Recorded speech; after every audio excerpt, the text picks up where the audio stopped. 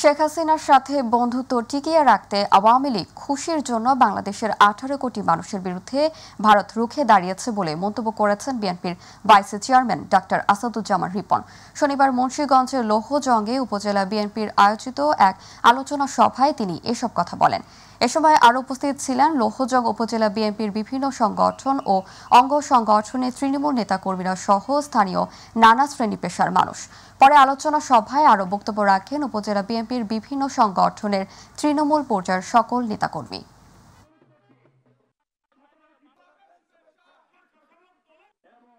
দল ভারী করার জন্য আওয়ামী লীগকে গ্রহণ করার কোনো দরকার নেই। আপনারা অনেক বড় দল, অনেক বড় দল। আপনারা সুবিধা দেখলে আসি, সুবিধা দেখলে নাই, নাকি বিপদ দেখলে নাই, বিপদ কেটে গেলে আসি, এইগুলো তো চলবে না, নাকি?